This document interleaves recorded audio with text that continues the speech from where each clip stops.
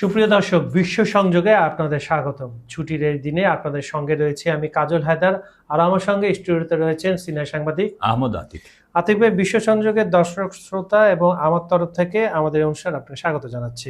দর্শক শ্রোতা এবং আপনাদেরকে শুভেচ্ছা।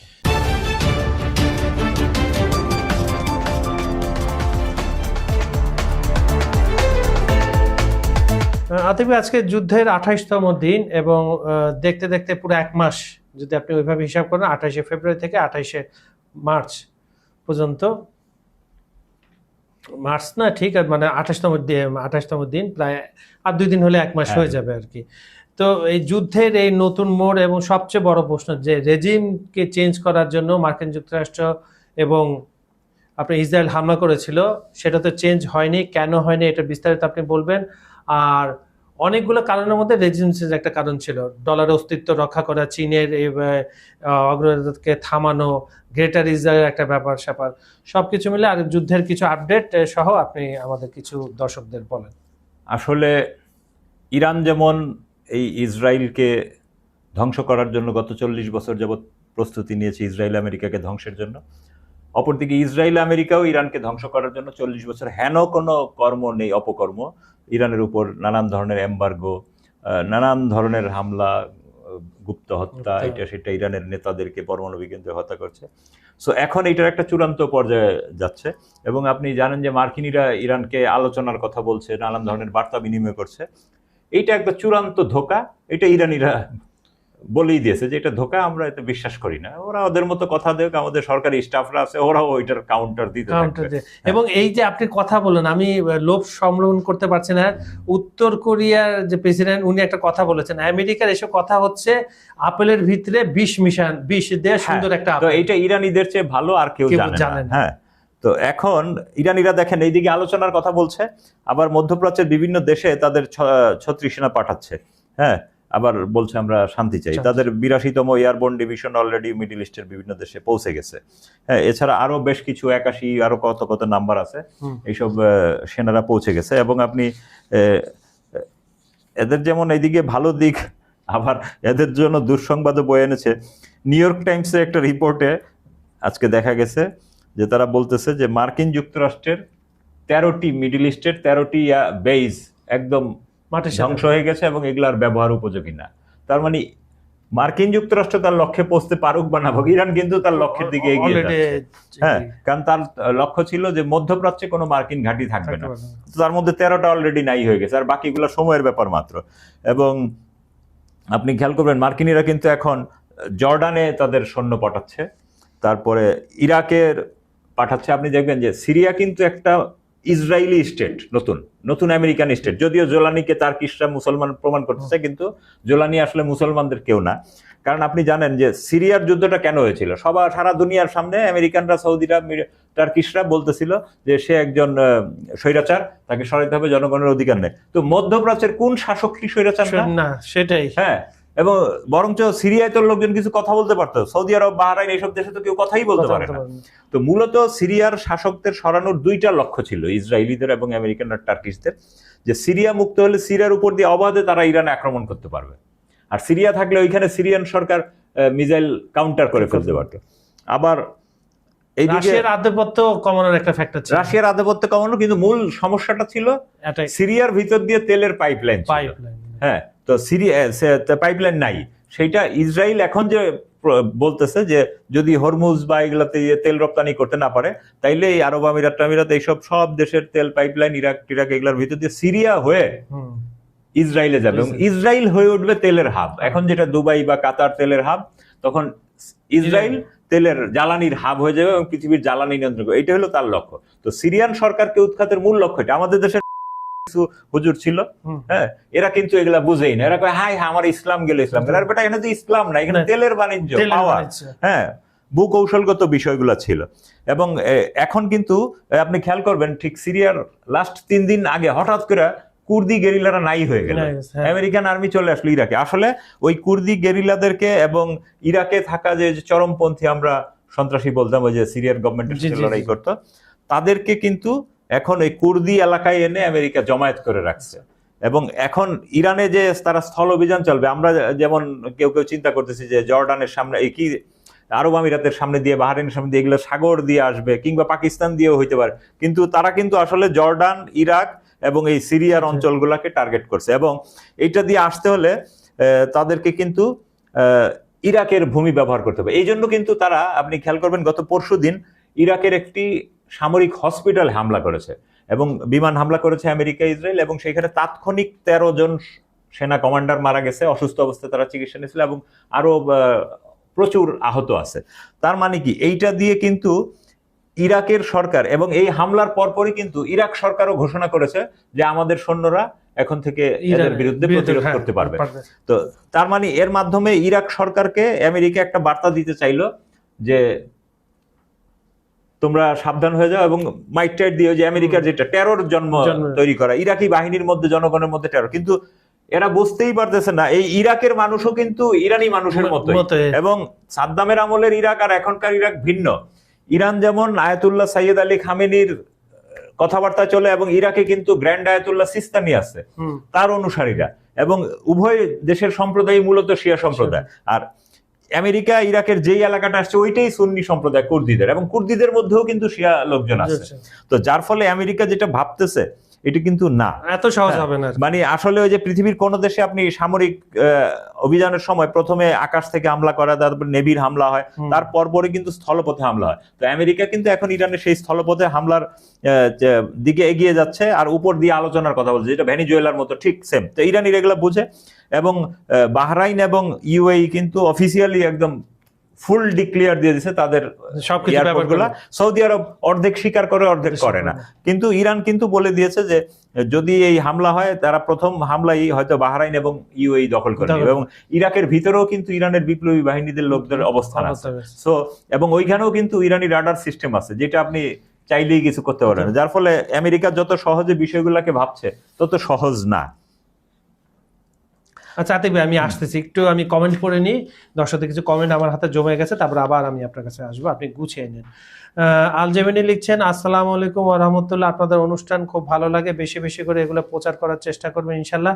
প্রচারটা হচ্ছে আপনাদের হাতে, আপনারা যত বেশি শেয়ার করবেন ভিডিওটা দেখে আত্মীয় স্বজন, বন্ধু বান্ধবের কাছে, পাড়া প্রতিবেশীদের কাছে, তত বেশি এটা আরো প্রচার হবে। জাহাঙ্গীর আলম লিখছেন, আপনাদের মন্তব্য অনেক সুন্দর, ধন্যবাদ আপনাকে।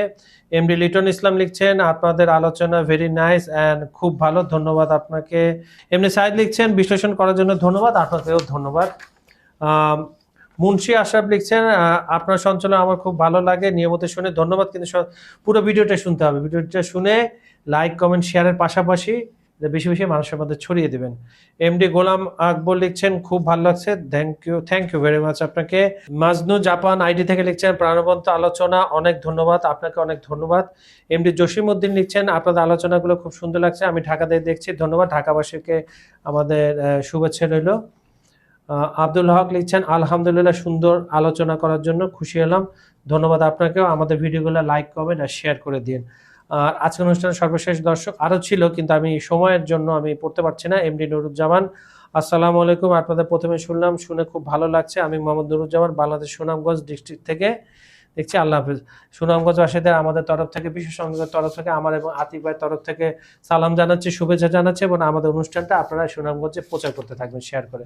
আতিক ভাই, যেটা বলছিলেন আপনি। আচ্ছা, আমরা যেটা বলতেছিলাম যে আজকের আমাদের এই আলোচনা যখন হয়তো ব্রডকাস্ট হবে, ততক্ষণে হয়তো ইরানে আমেরিকা আক্রমণ করেও ফেলতে পারে, স্থলবাহিনী বিভিন্ন দিক থেকে, এবং আরো যুদ্ধটা ভয়াবহ, কারণ চাইনিজরা যেহেতু তাদের নাগরিকদের ইসরায়েল থেকে সরিয়ে নিতে বলছে, তার মানে এখন একটা ভয়াবহ দিকে যাচ্ছে, স্থল এবং আকাশ সব দিক দিয়ে। তারপরে আমরা মাঝখানে এখন অন্য একটি বিষয় আলোচনা করি। আপনি খেয়াল করবেন যে মার্কিনীরা কিন্তু ভাবছিল যে ইরানি শাসন ব্যবস্থার পতনের সূচনা হয়ে যাবে তাদের সুপ্রিম লিডারকে মেরে ফেললে বা হাই কমান্ডারদেরকে মেরে। এটা হলো সারা বিশ্বের অন্য জাতিগুলোর প্রচলিত ধারণা, কিন্তু আপনি খেয়াল করবেন ইরানের ভূখণ্ড, ইরাকের কিছু এলাকা, তারপর লেবানন, ফিলিস্তিন, ইয়েমেন, এই জাতিগুলোর রক্তটাই কিন্তু আলাদা। আমাদের পৃথিবীর অন্য জাতির রক্ত যেমন শত শত জাতি মিশ্রণ হয়েছে, আর এই জাতিগুলোর কিন্তু রক্ত ওইভাবে মিশ্রিত হয়নি। এবং এই ফিলিস্তিনের যে সবচেয়ে নিপীড়িত এলাকার জনগণ, এইটাকে বলা হয়েছে যে এদের কেন এইভাবে একটা রক্ত দিতেছে, মা মারা যেতেছে, বাচ্চাটা তার মায়ের চেহারায় আদর করে আবার দাঁড়িয়ে যাচ্ছে। এবং এটা সারা পৃথিবীতে বিস্ময় যে এটা কেন হয়। পরে আমরা এটা ঘাটতে গিয়ে দেখলাম যে ফিলিস্তিনের ওই অঞ্চলটা, মিশরের সীমান্তবর্তী এলাকাটা রাসূল সাল্লাল্লাহু আলাইহি ওয়াসাল্লামের বংশের আদি নিবাসের কিছু আত্মীয় স্বজন ওইখানে, রাসূলের কিছু চাচার ওইখানে কবর আছে। তার মানে রাসূলের রক্তের সাথে ওদের একটা কানেকশন আছে। এই কারণেই তারা এরকম ঐশীভাবে, পৃথিবীর কোনো মানুষ কিন্তু তার সন্তান মারা গেলে, বাবা মা মারা গেলে সে কিন্তু শোকে অনেকদিন মুষড়ে পড়ে, কিন্তু ওরা কিন্তু সাথে সাথে আবার রিয়েক্ট করতেছে। ঠিক ইরানিদেরও আপনি দেখবেন তাদের নেতাদের মারতেছে, তারা কিন্তু সাথে সাথে রিয়েক্ট করতেছে। আপনি জানেন ইয়েমেনের যেই লোকদের কথা বলা হচ্ছে তাদেরকে কিন্তু বলা হয় হাসানি কবিলা, মানে ইমাম হাসানের বংশধর তারা। তার মানে রাসূলের পরিবারের সরাসরি রক্তগুলা এইসব জায়গায়। এবং ইরানে আপনি জানেন মাশহাদে ইমাম রেজা আল ইসলামের মাজার, রাসূল সাল্লাল্লাহু আলাইহি ওয়াসাল্লামের চতুর্থ বা পঞ্চম বংশধর। তারপরে হযরত কোমে আছে হযরত মাসুমা আলাইহিস সালাম, রাসূলের নাতিনী। তো তার মানে নবী পরিবারের সাথে এই জায়গাগুলো সুপার কানেক্টেড। এবং কারবালা, ইরাকের কারবালা এবং নাজাফ, এখানে ইমাম আলী এবং ইমাম হোসেন, মানে এগুলো সব রাসূলের ব্লাড লাইন, যার ফলে এইসব এলাকার মানুষের যে স্পিড আর সারা পৃথিবীর মানুষের সাথে এটা আপনি কখনো মিলাতে পারবেন না। যার ফলে মার্কিনীরা এই জায়গায় ভুল করেছে, তারা এই অ্যাসেসমেন্টটা করতে পারেনি। তারপর রুহুল্লাহ খোমেনি 1979 সালে ইরানে যে বিপ্লব করেছেন, বিপ্লবের পর উনি ইরানের রাষ্ট্র কাঠামোটা এমন ভাবে তৈরি করেছেন যে কোনো ব্যক্তির হাতে যেন ক্ষমতা কেন্দ্রীভূত নয়, না রাহাবারের হাতে, না প্রেসিডেন্টের হাতে, না সেনা প্রধানের হাতে, না বিপ্লবী বাহিনীগুলোর হাতে, না পুলিশের হাতে, না ওদের বাসিজ নামে একটা গণবাহিনী আছে এর হাতে। যার ফলে সবকিছু একটা ব্যালেন্সের মধ্যে চলে। যার ফলে আপনি ওখানে যারা রাষ্ট্র কাঠামোই রাষ্ট্রকে টিকে রাখে, ওইখানে কোনো ব্যক্তির কোনো ফ্যাক্টর থাকে না। এবং ওইখানে বলা হয় যে ওদের বিপ্লবী বাহিনীটা, এটাকে বলা হয় রাষ্ট্রের ভিতর আর একটা রাষ্ট্র। যে আমাদের দেশে আর্মি যদি সরকারের বিরুদ্ধে বিট্রে করে, সরকার শেষ হয়ে যায়, পতন হয়ে যায়। আর ওইখানে কিন্তু কাউন্টার বিপ্লবকে রক্ষা করার জন্য এই বাহিনীটিকে তৈরি করা হয়েছে। যার ফলে মানুষের সাথে যেমন এর সম্পৃক্ততা আছে, রাষ্ট্র আবার চেক এন্ড ব্যালেন্সের মধ্যে আছে। তার মানে এই বাহিনীগুলো ফ্যাক্টর। আর বাসিস যেটা বলে, আমরা কেউ আমরা হয়তো বলি যে এটা আমাদের বোঝানোর জন্য, আমাদের আনসারের জন্য, কিন্তু আনসারের জন্য না, বাসিসরা খুবই দক্ষ, একদম আর্মির মতোই তারা গোয়েন্দা কার্যক্রমে অভ্যস্ত। তারা কিন্তু স্বাভাবিক জীবন যেমন গাড়ি চালাচ্ছে, দোকান চালাচ্ছে, অফিস করতেছে, অন্য কাজ করতেছে, যখনই ডাক পড়তেছে সাথে সাথে তার কাজ ফেলে সে রাষ্ট্রের জন্য চলে আসছে। তো এই হলো বাসিস, ওয়েল ট্রেন্ড সব। হ্যাঁ, তো এদেরকে বলা হয় যে এদের সংখ্যা নাকি 10 লাখ, কেউ কেউ বলে। আসলে এর সংখ্যাটা ইরান গভর্নমেন্ট কখনো প্রকাশ করে না। হ্যাঁ, এবং এই কারণে আরেকটা জিনিস, এই সব কিছুর মাধ্যমে বহির্বিশ্ব আবার একটা অভিযোগ করে যে ইরানি কর্তৃপক্ষ শক্তি প্রয়োগ করে তথ্য নিয়ন্ত্রণ করে এসে। কিন্তু আপনি বাস্তবতা কি দেখতে পাইছেন যে ইরানি কর্তৃপক্ষ তাদের রাষ্ট্রের নিরাপত্তার জন্য ইন্টারনেট ব্যবস্থা সাময়িকভাবে বন্ধ রাখে, যাতে বাইরে থেকে স্পায়োনিজিং করতে না পারে। কিন্তু বাস্তবে আমরা কি দেখি, ইসরায়েলকে এখন কি দেখতেছি, তারা নিয়ন্ত্রণ করতেছে, তাদের ক্ষয়ক্ষতি কোনো কিছু কারোটা প্রকাশ হওয়ার সাথে সাথে তারা ধরে জেল দিচ্ছে, এমনকি বিদেশি সাংবাদিকদেরও জেলে দিচ্ছে। তার মানে ইরানের বিরুদ্ধে যে এই অভিযোগ, এটা মোটেও সঠিক না। এবং ওদের ক্ষমতার কিন্তু আপনি দেখবেন ইরানের যে ক্ষমতার ব্যালেন্স গুলা, যেমন ওদের অভিভাবক পরিষদ আছে, এটাকে বলে ফার্সিতে বলে মজলিসে খুবরেগান। হ্যাঁ, তো তারা রাষ্ট্রের সবচেয়ে যত পার্লামেন্টেও যেসব আইন টাইন তৈরি করে ওটা যাচাই করে, আবার তারা যাচাই করে আবার রাহাবারের কাছে পাঠায়। রাহাবারও যদি মনে করে এটা, তাহলে বাতিল করে দিতে পারবে। তারপরে আছে তাদের, এবং এই অভিভাবক পরিষদে কিন্তু ওই দেশের সবচেয়ে শীর্ষ আলেমরা থাকে, প্রায় 80 থেকে 90 জন, এরকম 88 হতে পারে এরকম। তারপরে ইরানের বিচার বিভাগ, ইরানের বিচার বিভাগের মাধ্যমে কিন্তু ইসলামী শরিয়া আইনটা সেখানে প্রয়োগ করা হয় এবং আধুনিক বিচার ব্যবস্থার সাথে সামঞ্জস্য করে। এবং ইরানের যত প্রশাসনিক কার্যক্রম এটা পরিচালনা করে রাষ্ট্রপতির নেতৃত্বে যে মন্ত্রী পরিষদ। এবং আবার ওদের এই রাষ্ট্রপতির নেতৃত্বে মন্ত্রী পরিষদকে কিন্তু পার্লামেন্টে জবাবদিহি করতে, আমাদের কিন্তু সেই কোনো জবাবদিহি নাই, যা খুশি তাই করে বেরোলো। হ্যাঁ, তারপরে আছে আবার ইরানের এক্সপেডিয়েন্সি কাউন্সিল। হ্যাঁ, তারা হলো নীতিগত বিরোধ নিষ্পত্তি করে। অনেক থিওরিটিক্যাল বিষয় আছে যে অনেক সময় বিরোধের সৃষ্টি করে, তখন তারা এটা আলোচনা করে নিষ্পত্তি করে দেয়। তো এই প্রতিষ্ঠানগুলো একটা আরেকটার সাথে যুক্ত এবং শক্তিশালী নেটওয়ার্কের তৈরি করেছে, যা সহজে আমেরিকানরা চাইলেই ভেঙে দিতে পারবে না।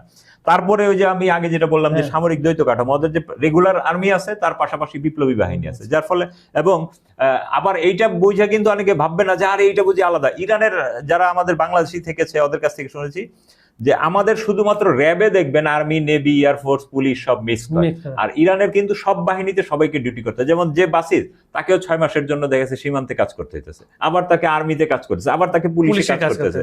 তো তাদের প্রত্যেকটা বাহিনীতে কাজ করতে হয়, যার ফলে মাল্টি ডাইমেনশন টাইপ এক একটা আর্মি। এবং ইরানে এতগুলো বাহিনী আছে, ওদের মিসাইল বাহিনী কিন্তু আলাদা, ওদের হেলিকপ্টার বাহিনী আলাদা, ওদের সাইবার বাহিনী আলাদা, ড্রোন বাহিনী আলাদা, এবং স্পেস নিয়ে যারা কাজ করে তাদেরটা আলাদা। তো এই ধরনের, তো আমরা এগুলো এখনো চিন্তাও করতে পারতেছি না বাংলাদেশের প্রেক্ষাপটে। হ্যাঁ, তারপরে আপনার কেউ কেউ হঠাৎ এখন বলতেছে যে ইরানের তো নেতৃত্ব নাই, মোস্তফা খামেনিকে কেউ দেখতেছে না, নতুন নেতা নেমে যেতেছে, কিন্তু কিভাবে চলতেছে? আসলে তাদের কাঠামোটাই তারা এমন ভাবে তৈরি করছে যে তাকে সামনে না আনলেও আপনি বুঝতে পারবেন না যে দেশে আসলে কি চলতেছে। তারপরে আবার শিয়া মাযহাবের তো এমনি তাদের যে ইমাম আছে, ইমাম মাহাদি আসলাম, সুন্নিদের হিসাব মতে উনি 40 বছর যখন আত্মপ্রকাশ করেন ওনার বয়স 40, ওরা বলে যে 40 বছর আগে উনি জন্ম নিবেন।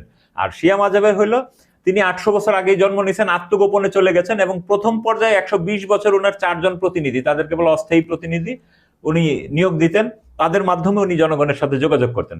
তো এটাকে বলতো স্বল্প মেয়াদী গায়েব, 4 জন দিয়ে 120 বছর। এরপর থেকে উনি এখন দীর্ঘমেয়াদী গায়েবে আছেন, এবং আল্লাহ যখন ইচ্ছা প্রকাশ করবেন উনি তখন আত্মপ্রকাশ করবেন।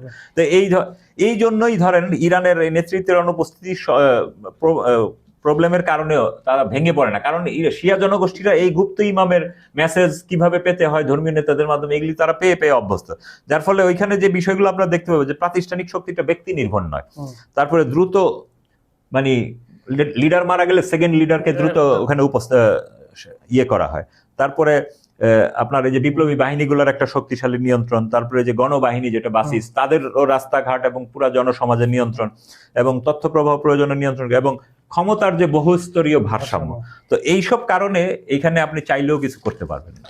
বহুস্তরীয় মানে কেউ থাকুক বা না থাকুক আপনার রাষ্ট্র কাঠামো সুন্দরভাবে চলবে। আচ্ছা আদিব ভাই, আপনার কাছে যদি কিছু থাকে চটজলদি বলে দেন, নাহলে আমি আজকে অনুষ্ঠানটা। আরেকটা দিকে আপনি যেটা দেখতে পাবেন যে মার্কিন যুক্তরাষ্ট্রে কিন্তু গত পরশুদিন বিক্ষোভ হয়েছে বিভিন্ন শহরে। আমরা এই যে তারা ওইখানে কিন্তু সরাসরি আইপেক এর বিরুদ্ধে কথা বলতেছে, এবং আইপেক হলো ইহুদিদের একটা কাঠামো। তারা বলতেছে যে রিপাবলিকান এবং ডেমোক্রেট সব সিনেটররাই আইপেক দ্বারা পয়সা নেয়, এবং মার্কিন যুক্তরাষ্ট্রে দেখবেন এই যে ইহুদিরা খুব সুন্দরভাবে এটাকে নিয়ন্ত্রণ করে, যে অন্য কোনো দলকে দাঁড়াইতে দেয় না। বাংলাদেশে যেমন বিএনপি আওয়ামী লীগের বাইরে অন্য কোনো দল, ওই থিওরি কিন্তু বাংলাদেশে ইমপ্লিমেন্ট করে, অন্য দলকে মিডিয়া এবং আন্তর্জাতিক শক্তিগুলো কখনোই যার ফলে এটা। এবং আরেকটা জিনিস আপনাকে দেই, মানে ইরানিরা যে কেন, আমরা আজকে যুদ্ধের বাইরে একটু আলোচনা করতেছি যে ইরানিরা কেন তাদের নেতার প্রতি এত অনুগত। এই ইমাম রাহাবার, শহীদ রাহাবার যে খামেনি, ওনার এক বন্ধুর সাক্ষাৎকার কালকে দেখলাম পত্রিকায়, এই সংবাদ মাধ্যমে এসছে, ওখানে উনি বলতেছেন আপনার বন্ধুর সম্পর্কে কিছু বলেন।